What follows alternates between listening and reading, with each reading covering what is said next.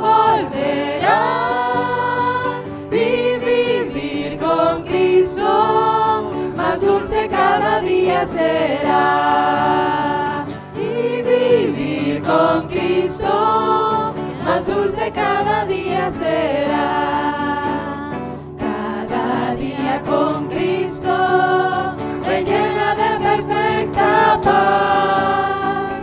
Cada día con Cristo le amo más y más. Él me salva y guarda y sé que pronto volverá. Y vivir con Cristo, más dulce cada día será. Y vivir con Cristo, más dulce cada día será. Y vivir con Cristo, más dulce cada día será. Amén. Amén, Señor. Porque tú le has dado sentido a nuestras vidas, Señor. Tú le has dado un propósito a nuestro existir. Tú has cambiado nuestro lamento en baile, Señor.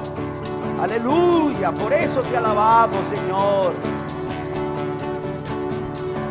Si no fuera por el Señor, ¿qué hiciera yo? ¿Qué hiciera yo? ¿Qué hiciera yo? Si no fuera por el Señor, ¿qué hiciera yo? Él es mi todo aquí. Nada es difícil para ti.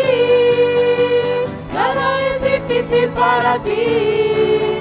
Oh grande Señor, poderoso y fuerte eres tú. Nada, nada, absolutamente nada, nada es difícil para ti. Amén. Si no fuera por el Señor, ¿qué hiciera yo? ¿Qué hiciera yo? ¿Qué hiciera yo? Si no fuera por el Señor, ¿qué hiciera yo? Él es mi todo aquí. Nada es difícil para ti. Nada es difícil para ti.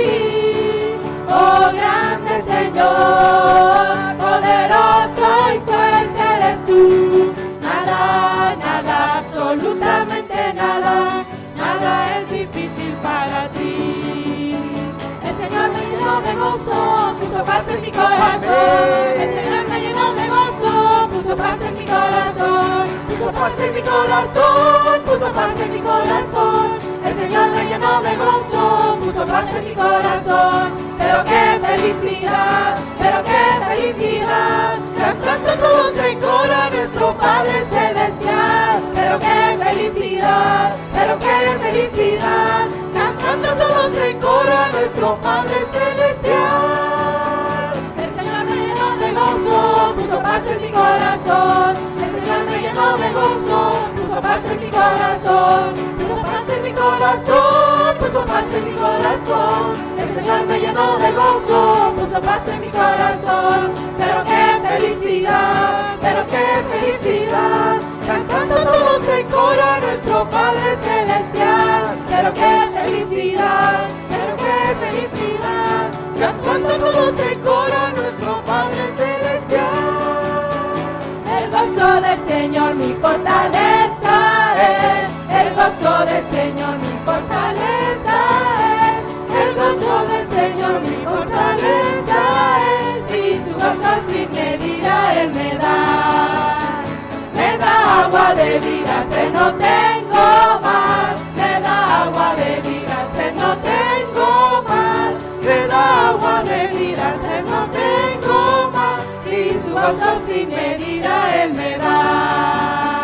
Aleluya, aleluya, aleluya, aleluya, aleluya, aleluya.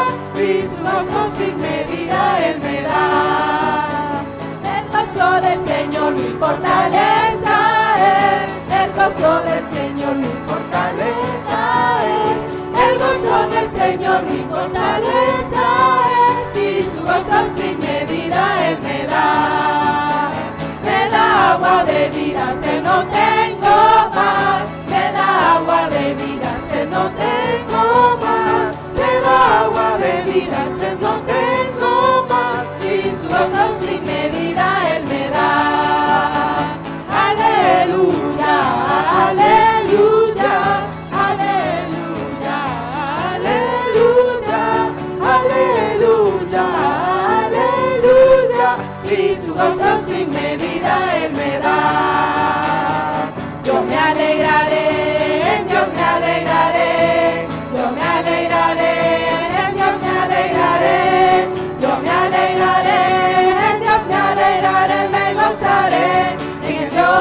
de mi salvación.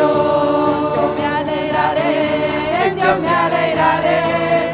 Yo me alegraré, en Dios me alegraré. Yo me alegraré, en Dios me alegraré. Me gozaré en el Dios de mi salvación. Amén. Solo Dios hace al hombre feliz. Solo Dios hace al hombre feliz. La vida es nada, todo se acaba.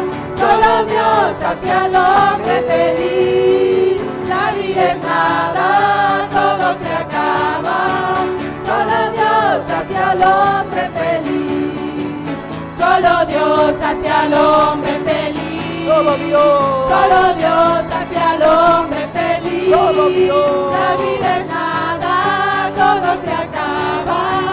Solo Dios hace al hombre feliz. La vida es nada, todo se acaba. Solo Dios hace al hombre feliz. La vida es nada, todo se acaba. Solo Dios hace al hombre feliz. Así es, Señor. Así es, Señor. Aleluya. Bendito y alabado sea Dios. Bendito y alabado sea Dios. Aleluya. Te alabamos y te glorificamos, Dios Padre, Dios Hijo y Dios Espíritu Santo. Aleluya. Y que nunca olvidemos, Señor, que la vida es nada, que todo se acaba, aún la vida misma. Y que solo tú haces al hombre feliz. Solo tú, Señor, haces al hombre feliz. Gracias, Señor, porque con tu muerte y tu resurrección nos diste perdón y vida eterna. Queremos darte gloria y alabanza. Levantamos nuestras manos, exaltándote, Señor. Queremos darte gloria y alabanza. Levantamos nuestras manos, exaltándote, Señor. Grande eres tú, grandes tus milagros son. No hay otro como tú. Amén. No hay otro como tú. Grande eres tú, grandes tus milagros son. No hay otro como tú. No hay otro como tú. Queremos darte gloria y alabanza. Levantamos nuestras manos, exaltándote, Señor. Queremos darte gloria y alabanza. Levantamos nuestras manos, exaltándote, Señor. Grande eres tú, grandes tus milagros son. No hay otro como tú. No hay otro como tú. Grande eres tú, grandes tus milagros son. No hay otro como tú. No hay otro como tú. No hay otro como tú. No hay otro como tú. No hay otro, Señor. No hay otro como tú, Señor. Grande en amor, grande en perdón, grande en misericordia, No hay otro ciertamente como tú, Señor. Amén, Señor. Es por eso que hoy venimos con un corazón lleno de amor y gratitud a postrarnos a ti, Señor. A postrarnos delante de ti, porque no hay nada ni nadie comparable a ti, Señor, en este mundo. Que merezca, Señor, ese amor que solo tú mereces, esa fidelidad que solo tú mereces, esa obediencia que solo tú mereces, ese servicio, Señor, que solo tú mereces, Señor. Vengo a postrarme a tus pies, mi Cristo. Solo en ti hay plenitud de amor. Amén, amén, Señor. Vengo a postrarme a tus pies, mi Cristo. Solo en ti hay plenitud de amor.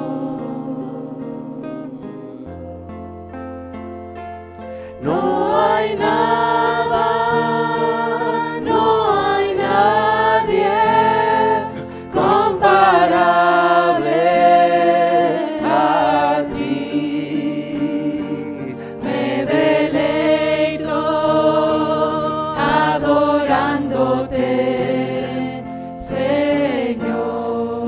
Amén.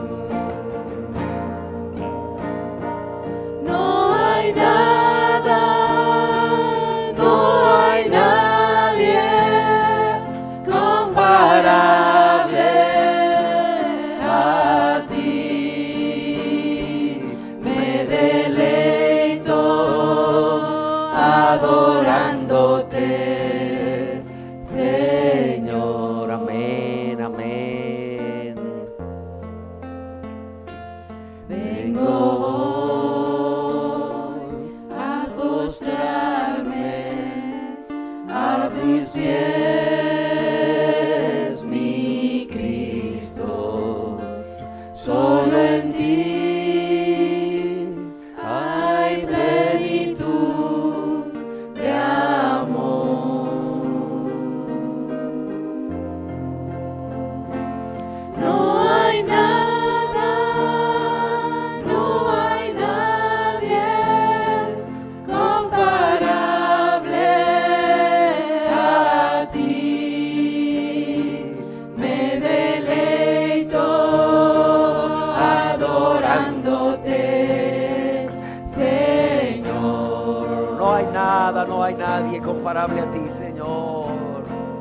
No hay nada, no hay nadie comparable. Amén, Señor. a No hay ti. nadie que nos amara como tú, Señor. No hay nadie que diese su vida por nosotros, Señor, cuando ni siquiera lo merecíamos, Señor. Te alabamos y te bendecimos, Rey.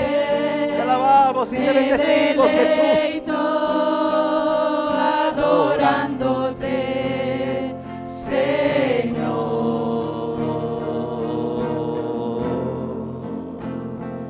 Me deleito adorándote. Me deleito adorándote. Me deleito adorándote, Señor.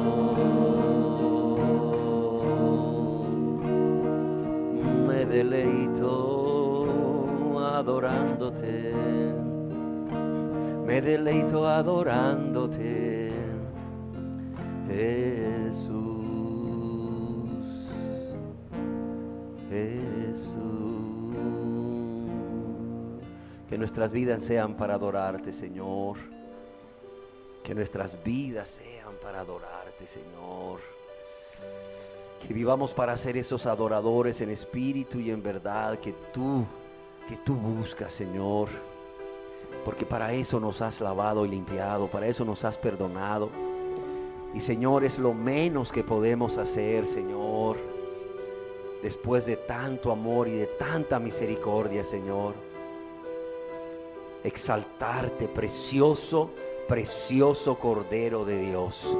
Tú que vives y reinas en nuestro corazón. Yo exalto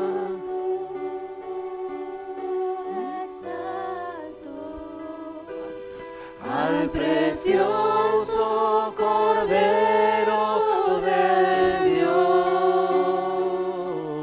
Yo exalto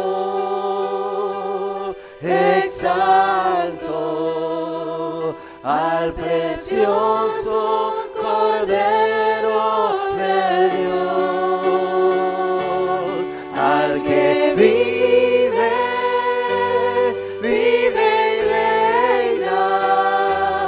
y reina en mi corazón, al que vive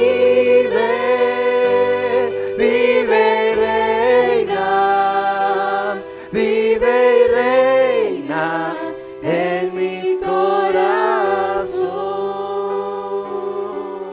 Yo exalto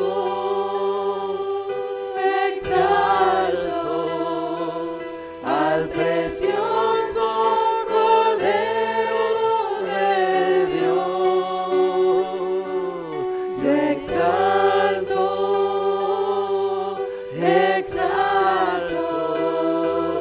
al precioso Cordero de Dios, al que vive y reina en mi corazón, al que vive y reina en mi corazón, al que vive y reina en mi corazón, al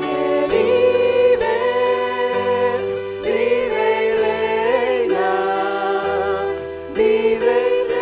y reina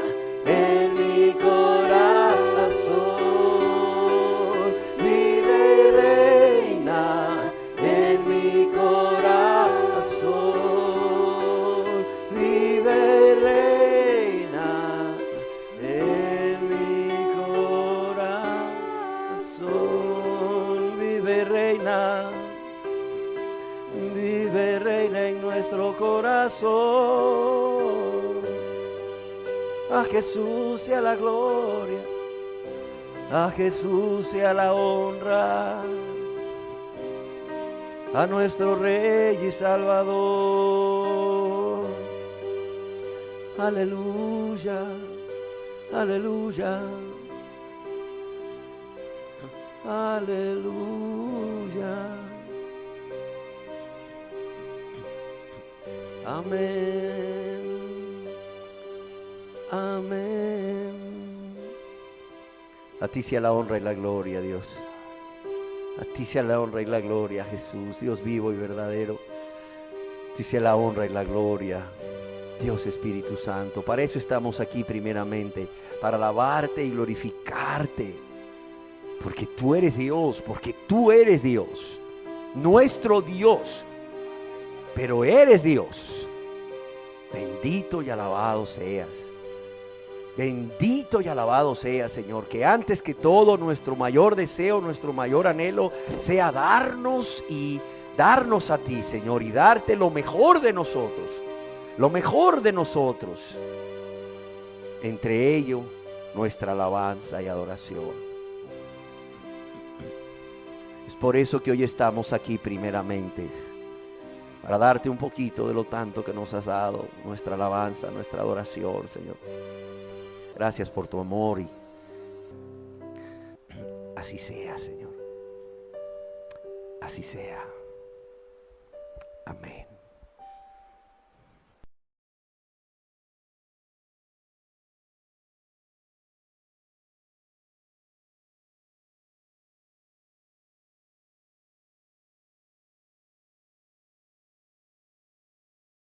Pero quiero darles la más cordial bienvenida a nuestra asamblea pública de adoración del día de hoy. Y hoy deseo compartir con ustedes lo que ya sería la séptima parte de esta serie, Cristo, nuestro ejemplo de abnegación. Y he titulado la enseñanza de hoy, Aspectos generales acerca de la cruz y la crucifixión. Aspectos generales acerca de la cruz y de la crucifixión. Y yo quiero pedirles nuevamente que leamos juntos en la Biblia la palabra de Dios que va a estar proyectada.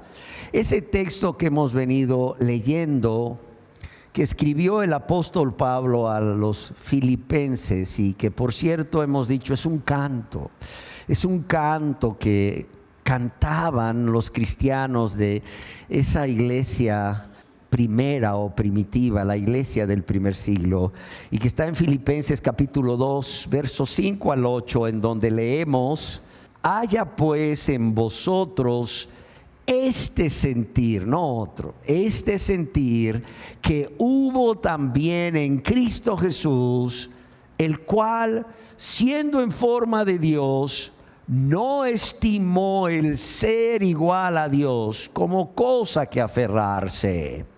Siendo en forma de Dios, no estimó el ser igual a Dios como cosa que aferrarse, sino que se despojó a sí mismo, tomando forma de siervo, hecho semejante a los hombres, y estando en condición de hombre, se humilló a sí mismo, haciéndose obediente hasta la muerte y muerte de cruz. Y quiero repetir el verso 8. Y estando en la condición de hombre, se humilló a sí mismo. Se humilló a sí mismo, haciéndose obediente hasta la muerte y muerte de cruz. Mateo capítulo 20, verso 18 al 19. Estas son palabras del Señor Jesús. Dice: he aquí, Él está hablando con sus discípulos. He aquí subimos a Jerusalén, y el Hijo del Hombre será entregado a los principales sacerdotes y a los escribas, y le condenarán a muerte. Y le entregarán a los gentiles para que le escarnezcan, le azoten y le crucifiquen. Mas al tercer día resucitará. Y lo quiero leer de nuevo. Recuerden, es el Señor Jesús hablando acerca de sí mismo a sus discípulos. He aquí subimos a Jerusalén, y el Hijo del Hombre será entregado a los principales sacerdotes y a los escribas, y le condenarán a muerte, y le entregarán a los gentiles, es decir, a los romanos. ¿Para qué? Para que le escarnezcan, le azoten y le crucifiquen. Mas al tercer día resucitará. Yo quiero decirles que la crucifixión como un método de ejecución aún es vigente en algunos países. Sí, tristemente. Todavía en algunos países de Medio Oriente acostumbran como método de pena de muerte ejecutar a las personas crucificándolas. El castigo de la crucifixión es algo que ha sido impuesto por la ley islámica y se lleva a cabo de diversas maneras, como son la crucifixión del prisionero condenado a muerte, y después, estando crucificado, vienen y lo apuñalan en el pecho. o bien lo dejan ahí crucificado y esperan 3 días. Si el prisionero muere, pues lo entregarán a la familia para que lo entierre. Pero si el prisionero sobrevive, esta persona será dejada en libertad. En Arabia Saudita, solamente desde el inicio del año 2000 han sido crucificadas muchas personas, solamente que estas han sido decapitadas primeramente y después crucificadas. Por ejemplo, en marzo del 2013 estaba previsto que un ladrón fuera ejecutado durante 3 días. Sin embargo, finalmente cambiaron el método por un pelotón de fusilamiento. Sin embargo, la agencia de prensa saudita informó que el cuerpo de otra persona fue crucificado en una ejecución en abril del 2019 como parte de una ofensiva contra aquellas personas que estaban practicando el terrorismo. Ali Mohammed Al-Nirm fue arrestado en 2012 cuando tenía 17 años por participar en protestas contra el gobierno de Arabia Saudita durante lo que se conoce como la Primavera Árabe, y en mayo del 2014 Ali Al-Nirm fue condenado a ser decapitado y crucificado públicamente. Y en teoría, por lo menos, la crucifixión sigue siendo una de las formas de castigo en Irán. Y si una de las personas crucificadas, al igual que en Arabia Saudita, sobrevive los 3 días, lo dejan ir en libertad. Es más, el Código Penal de Sudán, basado en la interpretación de la Sharia, esta ley musulmana, incluye la crucifixión como pena de muerte. Déjenme decirles que en 2002, 88 personas fueron condenadas a muerte. Óigalo bien, ¿por qué delitos? Asesinato, robo a mano armada y participación en enfrentamientos étnicos. Y, según Amnistía Internacional, existía una fuerte posibilidad de que estas personas fueron ejecutadas mediante la crucifixión.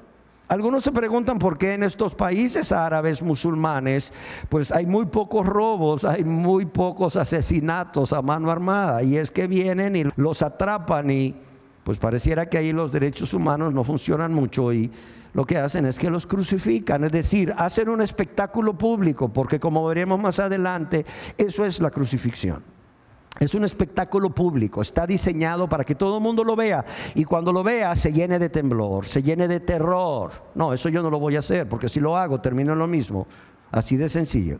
Yo quiero decirles que el castigo por crucifixión es legal, forma parte de una manera de aplicar la pena de muerte en los Emiratos Árabes Unidos. Ahora bien, ¿por qué hablar de aspectos generales de la cruz y de la crucifixión, como lo estaremos haciendo en esta enseñanza y en la próxima enseñanza, donde estaremos hablando de los aspectos técnicos y médicos de la crucifixión?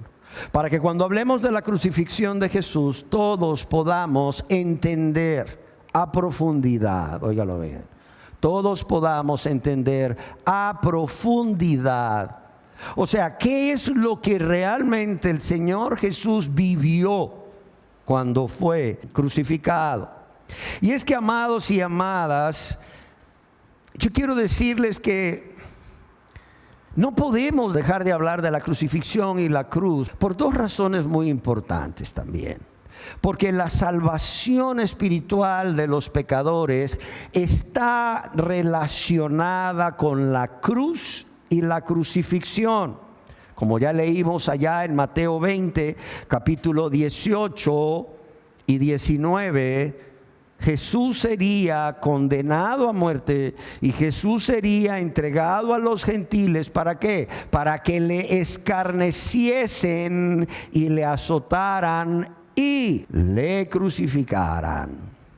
Y es que nuestro Señor Jesús, según dicen los historiadores, fue la víctima más famosa de ese acto de castigo y de pena capital o de pena de muerte, como es la crucifixión. El Señor Jesucristo pasó, como todos sabemos, por un juicio judío primeramente, por las autoridades religiosas. Después pasó por un juicio por las autoridades romanas para que pudiese ser condenado a morir en la cruz, por cuanto los judíos no tenían autorización para crucificar a una persona, porque ellos estaban bajo el dominio del imperio romano. Yo quiero decirles que Jesucristo fue sentenciado a un juicio injusto, ciertamente.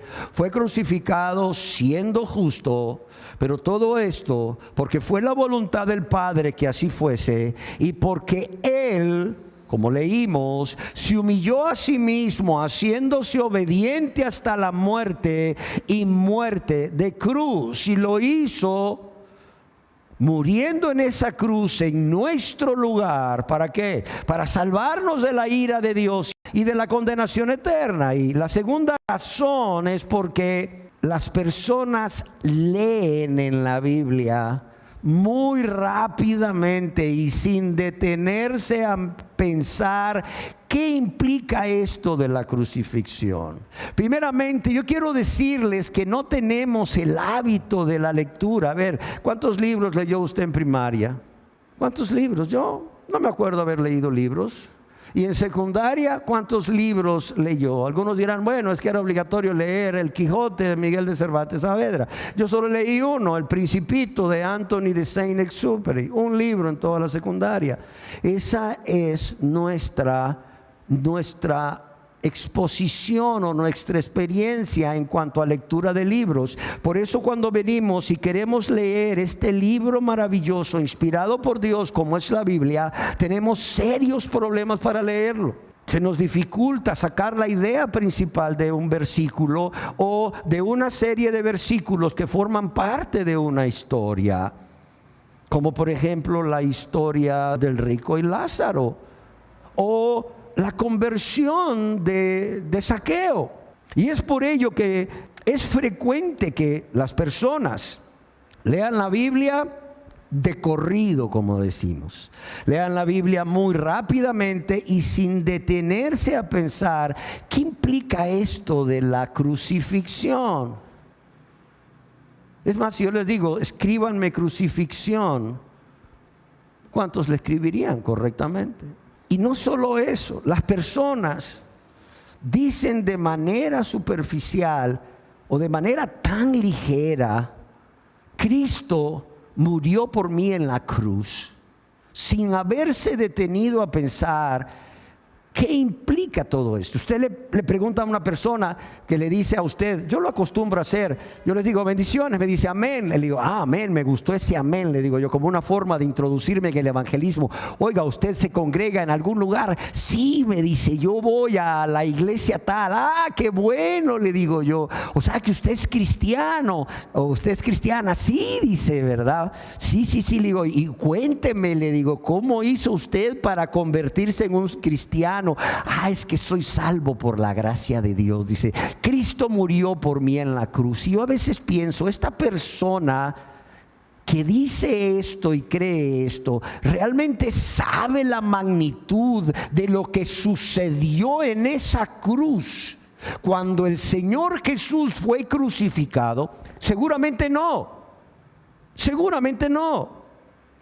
Es por ello que estas personas, y yo era uno de ellos, la verdad, yo era uno de ellos. Estas personas no valoran esa gran obra de amor, esa gran obra de amor, esa obra que Jesús llevó a cabo ahí en la cruz por cada uno de nosotros. Por cierto, amados y amadas, es la obra de amor más grande que alguien haya realizado en toda la historia de la humanidad por el ser humano. Es la obra más grande de amor que alguien haya realizado por usted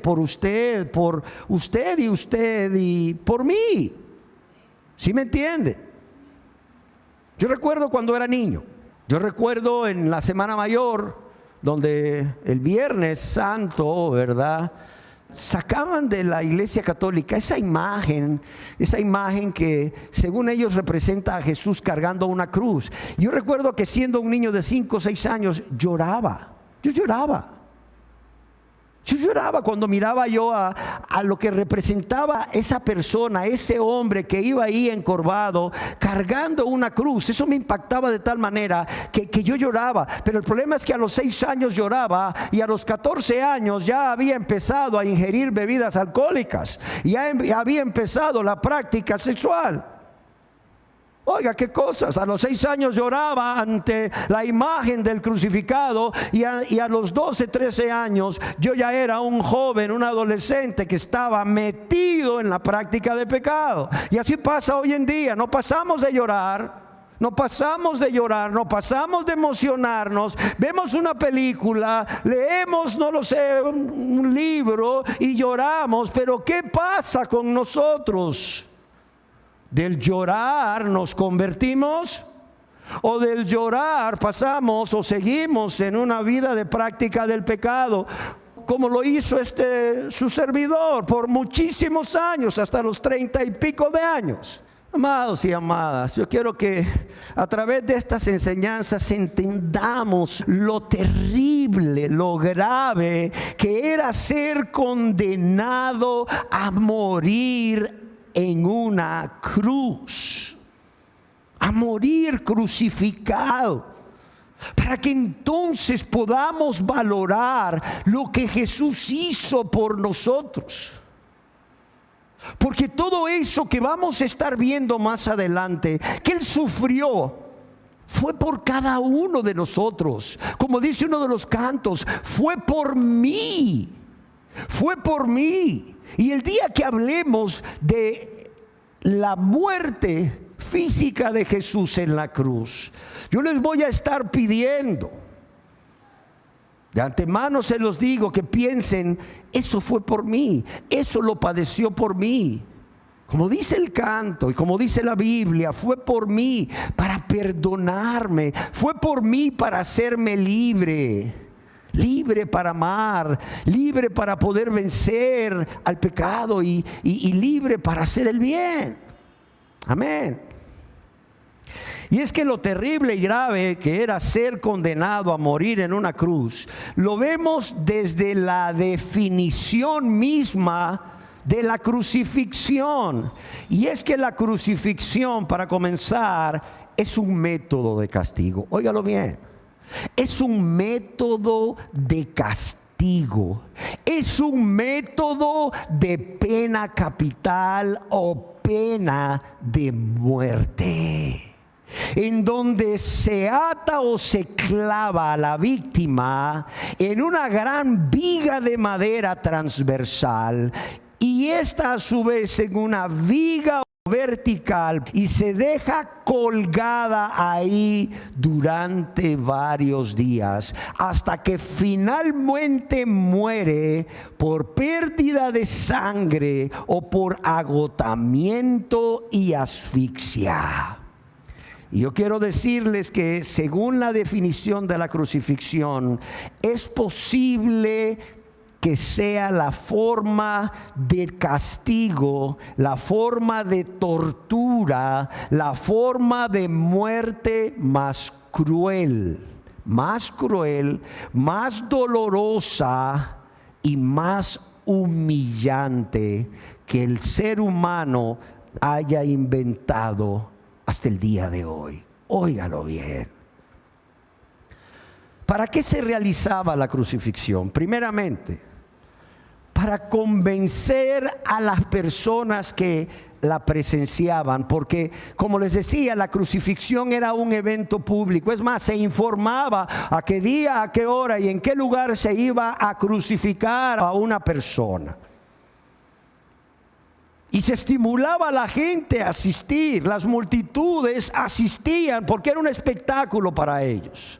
Un espectáculo cruel, pero espectáculo al fin. Y estas crucifixiones se realizaban para convencer a las personas que la presenciaban, primeramente, de no cometer crímenes similares a los que había realizado ese prisionero que estaba ahí siendo crucificado. Y es que generalmente eran condenados, además de los esclavos que se rebelaban o mataban a sus amos, aquellos criminales que cometían actos tan crueles, pero tan graves, porque eran realizados de manera brutal e inhumana. Es más, yo quiero que vayan pensando desde ya, ¿quiénes eran los que merecían morir en la cruz? Porque no todos eran crucificados, Ni los macedonios, ni los persas, ni los cretenses, ni los romanos crucificaban a todas las personas, no. Entonces, ¿a quiénes crucificaban? Primeramente a un esclavo. O sea, la persona que pertenecía en cuanto al estrato social a la clase más baja. Óigalo bien, un esclavo, la persona que pertenecía en cuanto al estrato social a la clase más baja. Pero un esclavo que se rebelaba contra su amo, le robaba o lo mataba o escapaba. Pero también a aquellas personas que iniciaban actos revolucionarios o movimientos revolucionarios contra Roma, o que cometían los crímenes más crueles, más monstruosos, más inhumanos. Piensa en esto cuando veamos la crucifixión de Cristo. ¿Quiénes eran crucificados?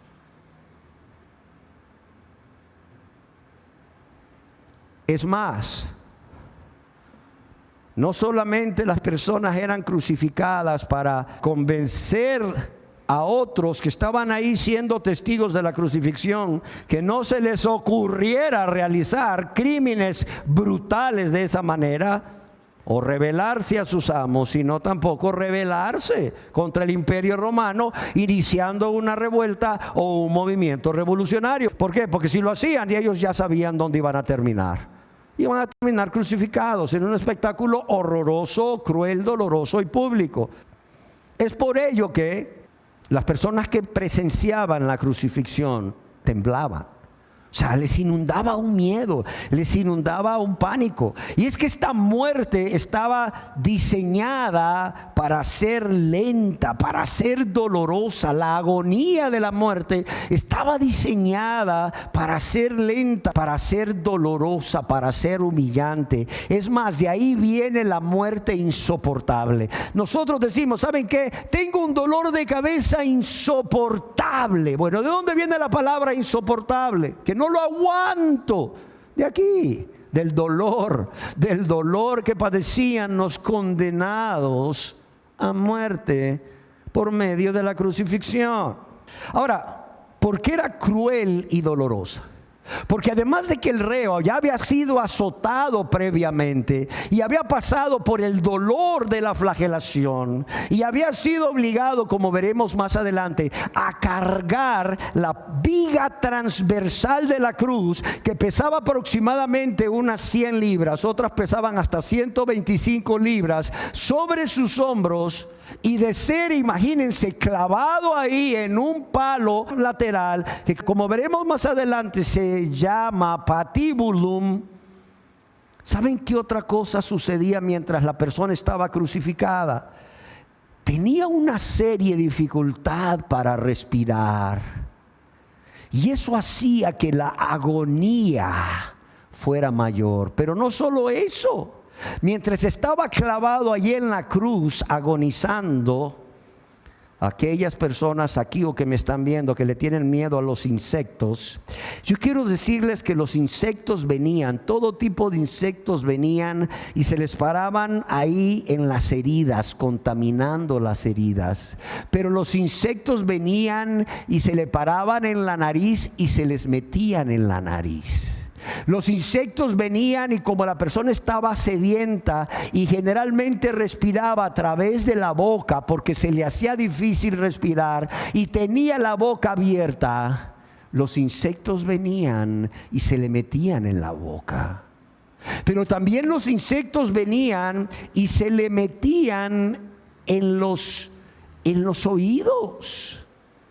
Y por si esto fuera poco, las cruces, que generalmente eran cruces cortas, no muy elevadas, esto permitía que las fieras salvajes de alrededor, osos y leones que existían en ese tiempo en Palestina, vinieran. Y estando el prisionero aún vivo, estos leones se los empezaran a comer vivos. Estos osos se los empezaran a comer vivos.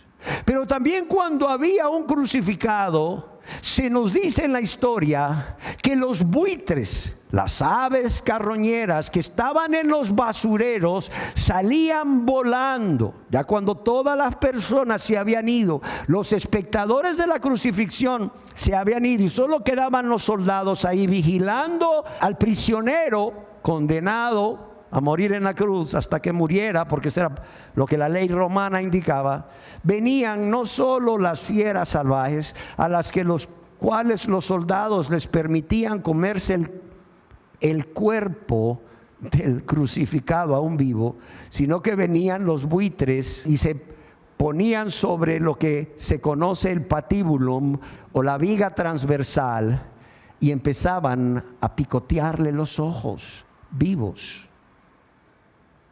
Comenzaban a picotearle la lengua, comenzaban a picotearle la nariz, las orejas y partes del cuerpo, cuando el crucificado estaba agonizando, cuando el crucificado estaba todavía vivo. Imagínense ese cuadro.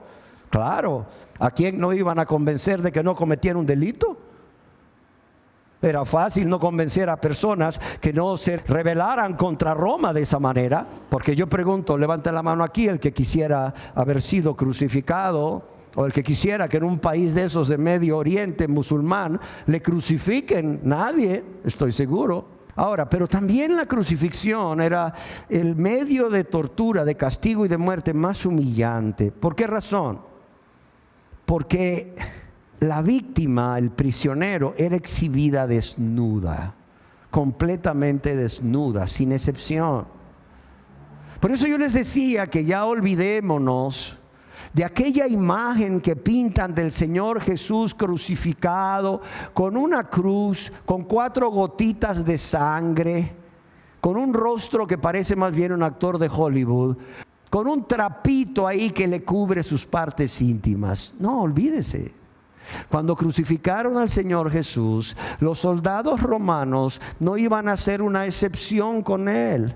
Y cuánto más si estaban indignados con Él, estaban enojados con Él. ¿Por qué? Porque les dijeron, ese hombre a quien ustedes van a crucificar, ¿saben cómo se anda nombrando por ahí? ¿Saben quién dicen que es por ahí? El Rey de los judíos. Ese hombre se ha levantado en contra de César, porque César es nuestro único rey. ¿Cómo creen que estaban los soldados? ¿Bien contentos con Jesús? No. Es más, con Jesús hicieron cosas que no hacían con los otros prisioneros condenados a la crucifixión, como lo vamos a estar viendo. Así es que Jesús no tenía por qué ser la excepción. Jesús estuvo ahí colgado de esa cruz, desnudo. Imagínense, el Rey de Gloria. Isaías dice, vi yo al Señor en su trono alto y sublime. ¿Y sabes cómo lo vio Juan? Desnudo, desnudo.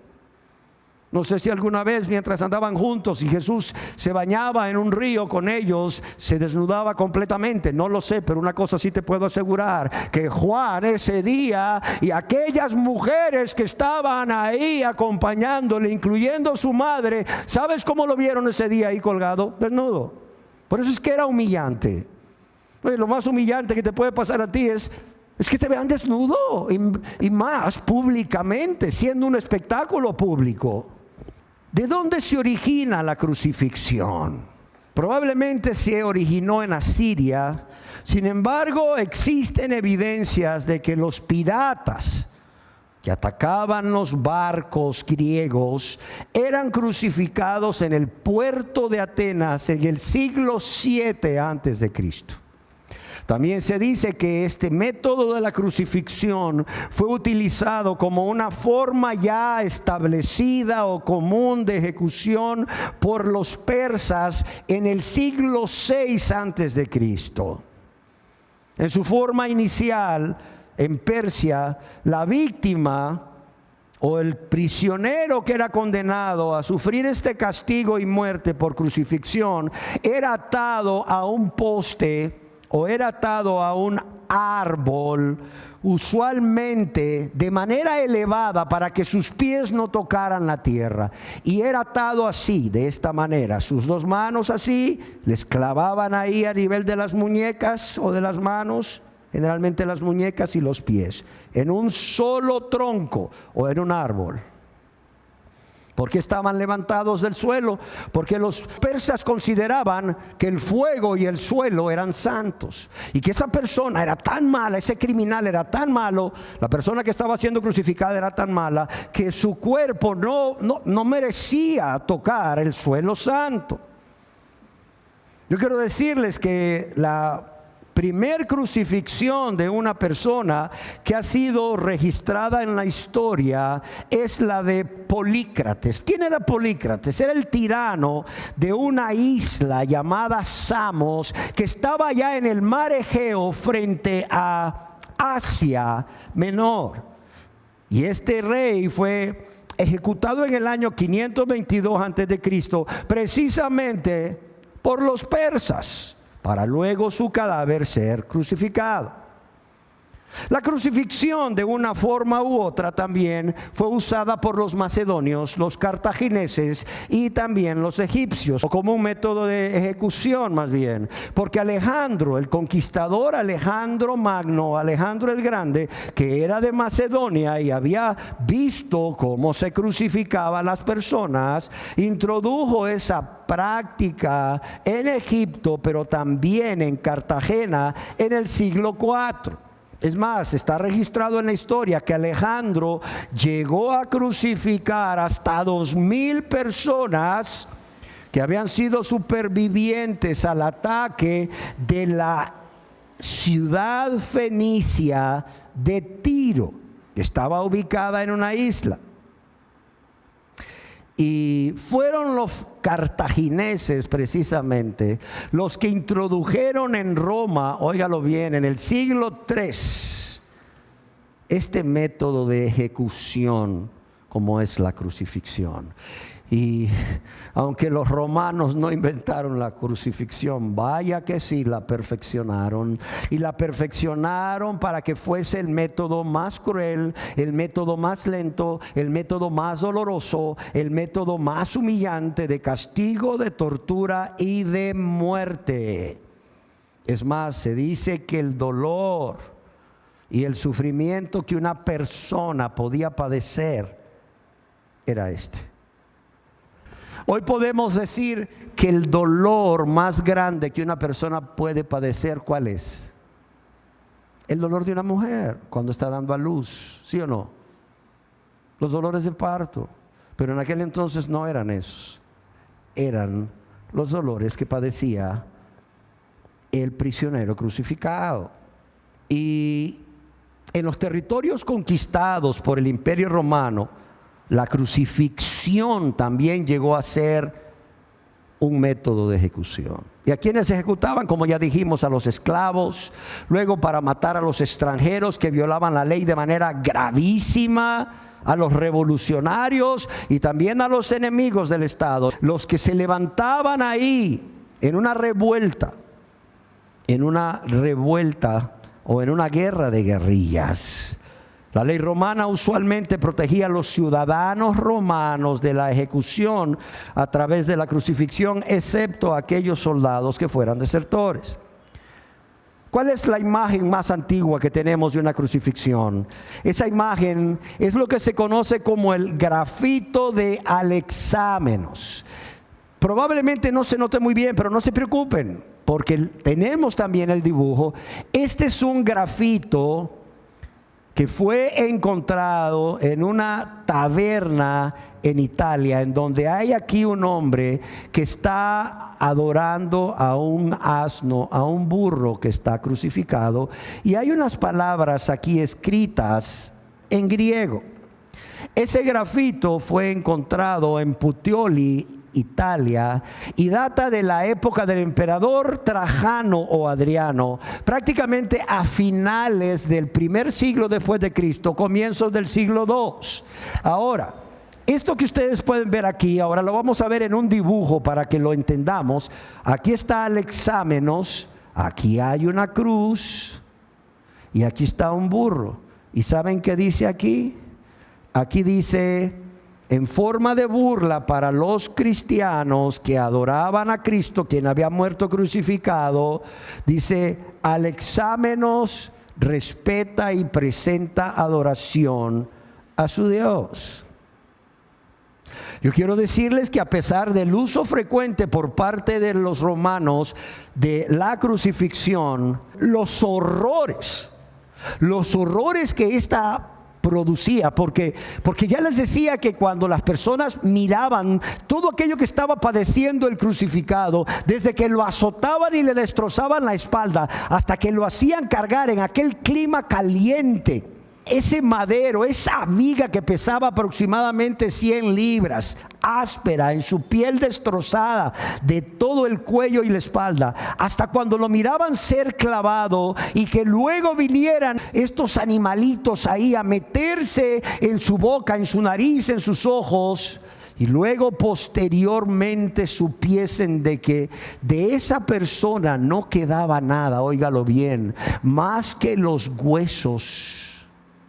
Y los huesos que estaban pegados a los clavos en la parte superior, en la viga superior de la cruz, porque las fieras salvajes se los habían comido.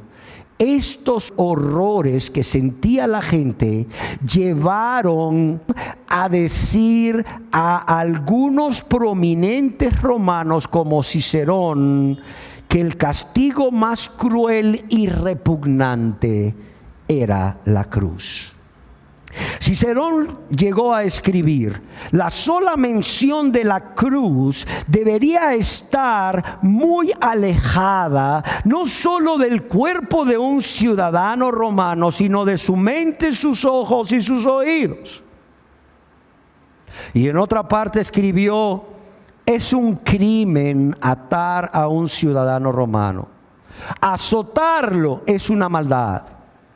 Darle muerte es como matar a un padre, a una madre, es como matar a un esposo, a una esposa o a un hijo. ¿Y qué diré de crucificarlo?, decía este hombre Cicerón. ¿Qué diré de crucificarlo? No encuentro un nombre adecuado, lo suficientemente malo para describir la crucifixión de un romano. ¡Qué terrible! ¡Qué terrible! Sin embargo, allá por el año 337, los romanos, que fueron los últimos que crucificaban a sus prisioneros, dejaron de hacerlo. Ellos dejaron de hacerlo cuando en el Imperio Romano el cristianismo fue legalizado allá por el año 313 por el emperador Constantino, mucho antes que fuera nombrado la religión del Estado en el año 380 después de Cristo. Ahora bien, no solo hablemos de la crucifixión, hablemos de la cruz misma. ¿Por qué? Porque la cruz es el instrumento donde se llevaba a cabo la crucifixión. ¿Y qué es la cruz? La cruz es la construcción más sencilla que se disponía en aquel entonces y aún todavía en algunos países musulmanes para matar a los criminales.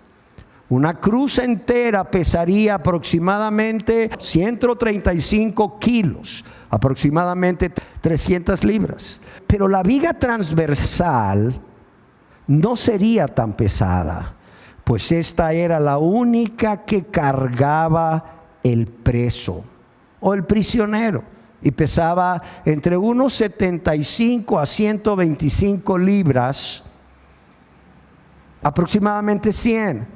Así es que también quitémonos de la mente esa imagen que nos han presentado por años, en donde Jesús camina por la vía dolorosa cargando la cruz completa.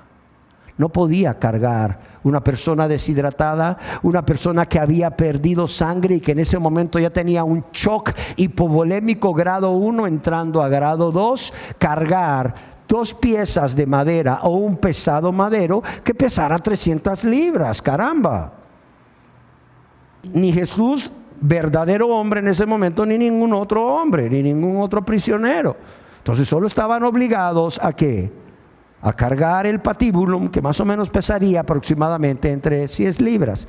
Ahora yo quiero que veamos las partes de la cruz. ¿Por qué razón? Porque quiero que nos familiaricemos con ellas. Quiero que nos familiaricemos por ellas para que más adelante, cuando estemos hablando de los aspectos técnicos y médicos de la crucifixión y cómo el Señor Jesús fue crucificado, usted pueda entender mejor qué es lo que realmente sucedió en la vida de Jesús. Aquí tenemos una cruz formada por dos vigas o 2 palos.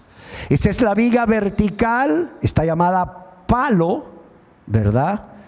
Voy a acercarme un poco más. Está llamada palo y también está llamado estipes o palus, pues, estipes o palus. Este es el palo o palus o el estipes. Y esta transversal, que no está, la cruz, créanme, no la hacían así. Esta no es de una sola pieza, este es un ejemplo. Primero estaba el estipes, que generalmente estaba ya de pie en los lugares destinados a la crucifixión. Ya estaba fijo ahí en los lugares destinados a la crucifixión. Otros no, otros estaban tirados en el suelo, y entonces el prisionero tenía que ser acostado, es decir, tirado al suelo brutalmente, con violencia, para luego acostarlo encima del estipes o el palo, al cual se le colocaría el travesaño o patíbulum. ¿Para qué? Para clavar al prisionero tirado en el suelo sobre el estipes o palo, y también sobre el travesaño, para extenderle sus brazos y clavarle sus muñecas con los clavos. Los romanos se especializaban en hacer sufrir a la gente. Esto que ustedes ven aquí no es más que un aparato de madera que ponían en algunas cruces. Se cree que la del Señor Jesús no la tenía. ¿Para qué? Para que las piernas del crucificado descansaran sobre este pedazo de madera y la crucifixión durara más. En lugar de morir en 2 días, muriera en 4. Esto, lejos de ser un instrumento que hacía que el prisionero se sintiera más cómodo, al contrario, hacía que sufriera más. Y finalmente encontramos esta parte que en español se llama la silla, ¿verdad? O la montura, más bien, la montura, que no todas las cruces la llevaban, pero se cree que la del Señor Jesús sí, y se usaba para hacer descansar los 2 pies, para poner uno encima del otro y poderlos clavar. Entonces recordemos, tenemos una cruz que está formada por un estipes o palo, que es el que está de forma vertical. Tenemos un travesaño o patíbulum, que es el que está cruzado de forma, este está de forma transversal, donde era clavada la víctima de las muñecas, aquí era clavada de los pies en el estipes. Y luego también tenemos el titulus, o donde se colocaba el nombre del reo y la causa. esta parte de la cruz que sobresale, esta parte de la cruz del estipes o el palo vertical que sobresale del travesaño o patibulum, se llama cúspide y es característica de un tipo de cruz que se llama cruz latina. Cruz latina. Y es que ahora vamos a ver los diferentes tipos de cruz.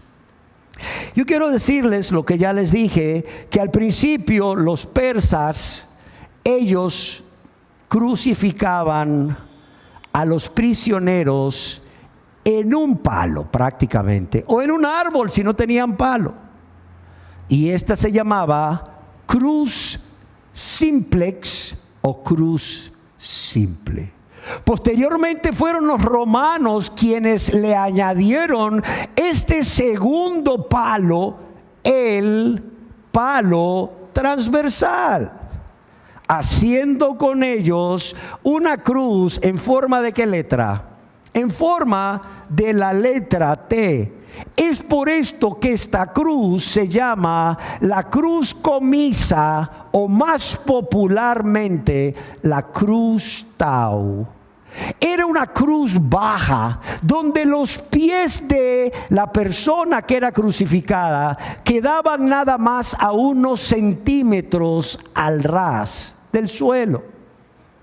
También tenemos la cruz latina o la cruz imisa, en donde, como ya vimos, una parte del tronco vertical o estipes sobresalía de el patibulum o la parte transversal, que era generalmente donde se colocaba el titulus o el título, donde estaba el nombre de los que eran crucificados y su cargo. Ahora, estas dos cruces, dirán ustedes, ¿qué necesidad había de hacer estas dos cruces si ya habían estas? Yo quiero decirles que en su sed por perfeccionar el método de tortura, los romanos inventaron estas cruces. ¡Qué tremendo! O sea, no les bastaba ya que los prisioneros condenados a la crucifixión sufrieran con estas cruces. No. Inventaron este tipo de cruz, que es la cruz bifidata o la cruz en Y.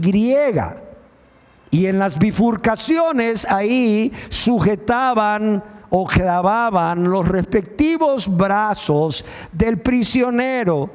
Y como un mayor grado de crueldad, hicieron esta cruz en X, que semeja a la letra X, conocida como la cruz de Cusata, y posteriormente, yo quiero decirles que inventaron esta. Y quiero preguntarles, ¿qué les recuerda esto? Una cruz invertida, ¿qué les recuerda? Exacto, Pedro, ser crucificado cabeza para abajo. Según dice la historia, cuando el apóstol Pedro fue apresado, él no estaba dispuesto a negar a su Señor por segunda vez. Aunque algunos dicen que iba huyendo y que Jesús se le apareció en el camino y Pedro tuvo que regresar. Pero eso es poco creíble. Lo más creíble es que Pedro fuese crucificado de esta manera. De hecho, si ustedes se fijan, esta cruz se llama Sancti Petri, la cruz de San Pedro, porque de esa manera fue crucificado el apóstol Pedro, aún como una mayor forma de crueldad. Y como les decía, a pesar de que las evidencias arqueológicas e históricas indican fuertemente que esta cruz baja o en forma de T, la cruz Tau, era preferida por los romanos, Las prácticas de crucifixión variaban frecuentemente de una región a otra y de acuerdo con la imaginación de los verdugos. Imagínense, dijeron, bueno, vamos a poner este palo acá cruzado. Bueno, vamos a hacer la cruz en forma de Y. No, mejor hagámosla en forma de X. No, mejor hagámosla invertida. Increíble. Y de acuerdo a la tradición, y hay fuertes posibilidades de que así haya sido, la cruz latina es la cruz en donde fue crucificado el Señor Jesús. Y yo quiero finalizar diciendo, yo quiero que meditemos en esto. Si la crucifixión y la cruz fueron diseñadas para ser ese instrumento de castigo, ese instrumento de tortura, ese instrumento de muerte, el más lento, el más cruel, el más doloroso y humillante que ha sido creado por el ser humano, ¿cómo es posible que Isaac Watts, un famoso compositor de himnos cristianos, en 1707 escribiese en un himno: en la cruz, yo primero, o fue en donde yo vi la luz y las manchas de mi alma yo la ve? O sea, ¿cómo es posible que después de haber oído lo que acabamos de oír acerca de la crucifixión y la cruz, Isaac Watts se atreviese a escribir: en la cruz fue donde primero vi la luz y las manchas de mi alma yo la ve? ¿Quién me quiere responder esta pregunta? Sin miedo. Bueno, yo quiero decirles que la respuesta a esta pregunta que acabo de hacerles, la responde el mismo Isaac Watts. En 1707, en la letra completa de este canto.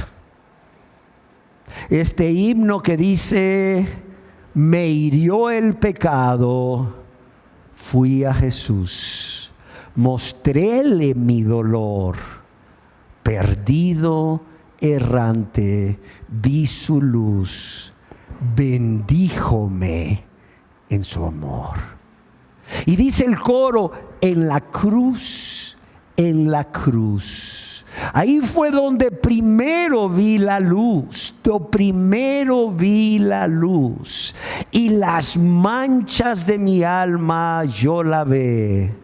Fue ahí por fe que vi a Jesús y siempre feliz con Él seré.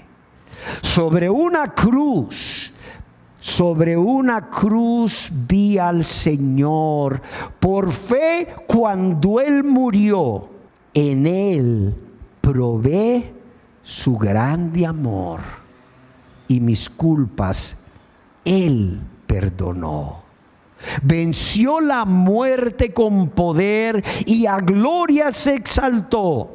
Confiar en Él es mi placer, morir no temo yo. Y aunque Él se fue, solo no estoy. Mandó el Consolador, Divino Espíritu que hoy me da perfecto amor. Y todo esto, ¿por qué? Porque fue en la cruz, donde primero vemos esa luz, ese rayo de esperanza de salvación para cualquier pecador, aún para el primero de los pecadores. Para cualquier persona aquí en este lugar o que esté viendo este video que se considere el peor de los pecadores y que crea que no puede encontrar perdón en Dios, o que Dios no le puede perdonar porque ha sido tan malo, tan mala, porque ha pecado tanto contra Dios y su prójimo que no merece perdón. No. Quiero decirles que si esta persona con un corazón contrito y humillado ve a la cruz, pero más que ver a la cruz, ve al que está ahí en la cruz, muriendo por él en su lugar o por ella, si ve a Jesús en esa cruz, ahí es donde primeramente va a encontrar ese rayo de luz, ese rayo de esperanza, ese rayo de salvación que va a traer gozo, que va a traer paz a su vida.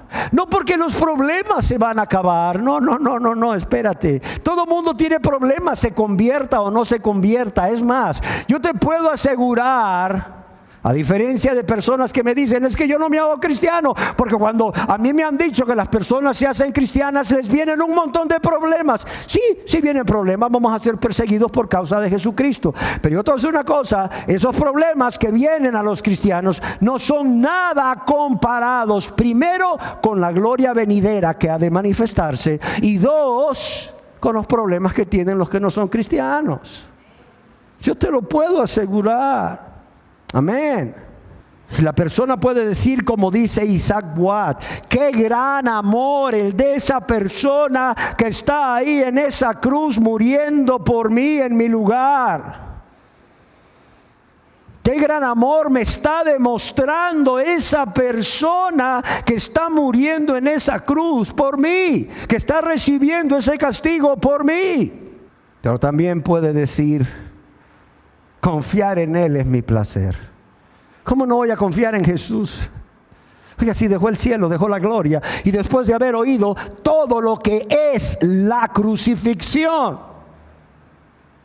y todo lo que implica la muerte en la cruz, Él vino y lo hizo. O sea, Él no dejó una cruz para ocupar un trono. Él dejó un trono para ocupar una cruz. ¿Cómo no confiar en esa persona? ¿Cómo no confiar en Él? Claro que podemos confiar en Él, claro que debemos confiar en Él. Y dice Isaac Watt ahí en una estrofa de este himno, dice, confiar en Él es mi placer, morir no temo yo. Y aunque Él se fue, solo no estoy.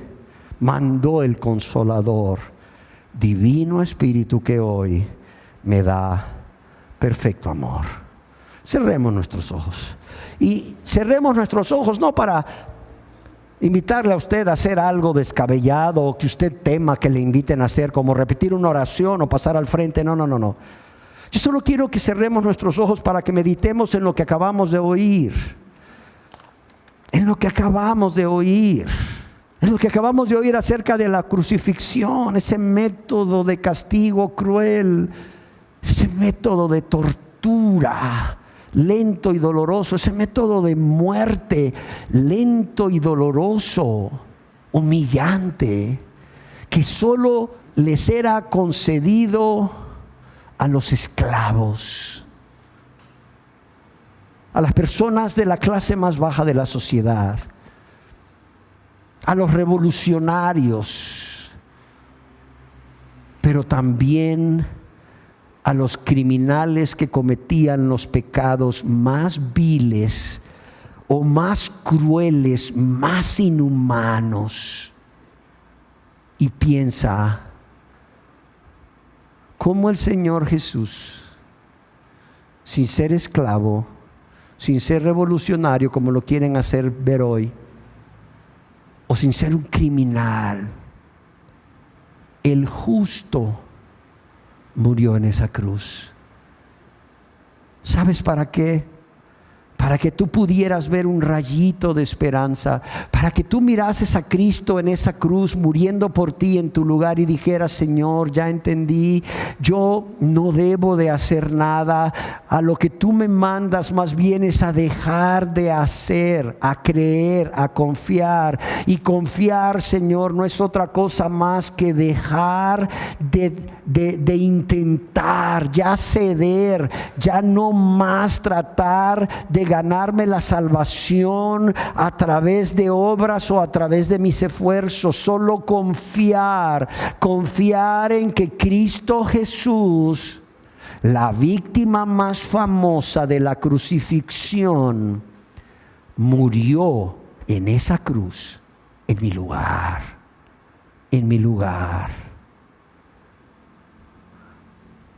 Para que, herido por el pecado, vayas a Jesús y hables con Él y le muestres no solo quién eres, un pecador, una pecadora, sino también le muestres tu pesar, tu vergüenza, tu tristeza por haber pecado contra Dios y contra tu prójimo, por haber pecado contra Cristo, quien es Dios hecho hombre. Y le des las gracias porque, habiendo vivido errante, sin saber qué hacer para alcanzar ese inmerecido perdón, es ahí en la cruz del Calvario donde todo se acaba. Esa es la meta, la primer meta del pecador. Porque la meta final del pecador redimido, ¿cuál es? El cielo, la gloria. Pero la meta del pecador no convertido es esa: llegar a la cruz donde está Jesús, a los pies de Cristo, y postrarse ahí y suplicar por misericordia y suplicar por perdón de todos sus pecados, creyendo que Jesús puede y quiere perdonarte, creyendo que si Él murió a través de ese método cruel de tortura, de castigo y de muerte, fue por ti, para ocupar tu lugar en esa cruz. Y quiero finalizar con una pregunta, y la pregunta es: querida persona que estás aquí o estás viendo este video, ¿has venido a Jesús ya? ¿Has venido a Jesús ya con un corazón contrito y humillado, suplicándole que te lave y te limpie con su sangre preciosa, que por cierto fue derramada en esa cruz para el perdón de tus pecados, en su gran amor e infinita misericordia? ¿Lo has hecho? Si es así, me alegra mucho.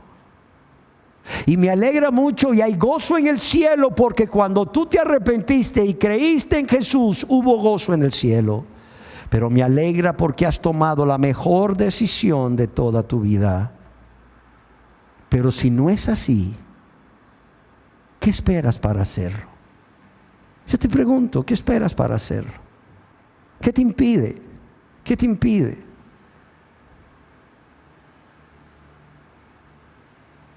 Ya no necesitas hacer nada.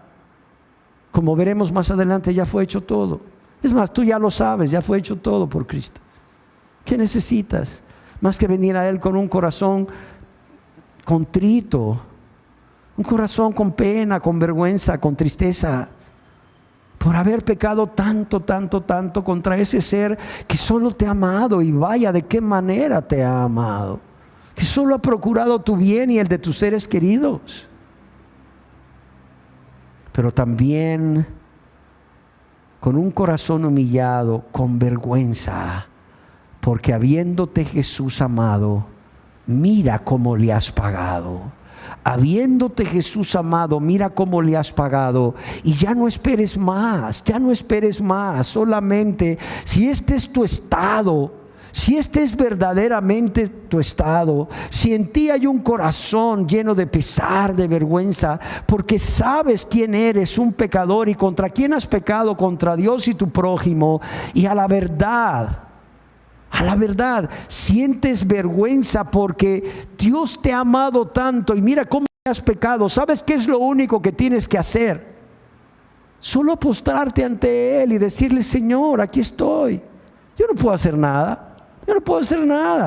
Mas tú ya lo hiciste todo, Señor. Ten misericordia de mí. Jesús, Hijo de David, ten misericordia de mí. Lávame y límpiame de todos mis pecados.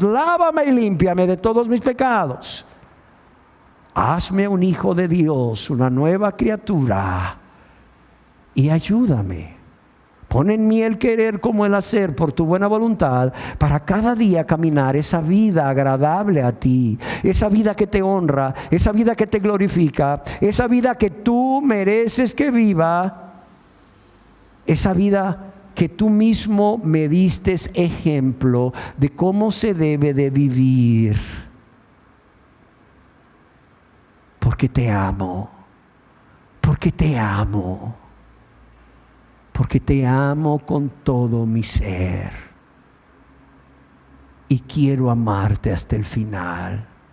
Quiero amarte hasta que yo parta contigo o que me muera, o hasta que tú vengas, lo que suceda primero. Habla con Él. Habla con Él. Dile: Señor, aquí estoy, tú me conoces, tú sabes quién soy. No hay nada oculto delante de tus ojos de lo que yo hice desde que tengo 11, 12 años. No, Señor, no hay nada oculto, tú todo lo viste. Pero aquí estoy, humilde, humillado, avergonzado, diciéndote: Señor, estos son mis pecados. Estos son mis pecados. Me avergüenzo de ellos, sí, pero estos son mis pecados. Yo los cometí de manera consciente y voluntaria. Y Señor, no puedo hacer nada. Señor, no puedo volver atrás en una máquina del tiempo y no haberlos cometido. Señor, los cometí, punto. No existen las máquinas del tiempo. Y aquí estoy, un pecador, una pecadora delante de tus ojos, necesitada de tu perdón, consciente de tu perdón y consciente de la necesidad de que yo no puedo hacer nada. Y que todo está en que tú pronuncies una palabra: eres perdonado. Eso es todo. Y en lo que hiciste en esa cruz, el peor método de tortura y muerte, el más cruel y doloroso y humillante, Señor. Aquí estoy, Señor, dispuesto a creer, dispuesta a creer por un lado, dispuesta a creer en lo que tú hiciste por mí, pero también dispuesto o dispuesta a renunciar a todo aquello que se llama pecado, porque tanto te he ofendido con él y a mi prójimo, y ya no lo quiero más, Señor. Ya no lo quiero más. ¿Habrán personas aquí que lo hagan? Puede ser que ya estén hablando con Dios aquí, perfecto. Puede ser que prefieran hacerlo en su casa. No importa donde sea. No importa donde sea. El etíope eunuco se salvó en un camino desértico.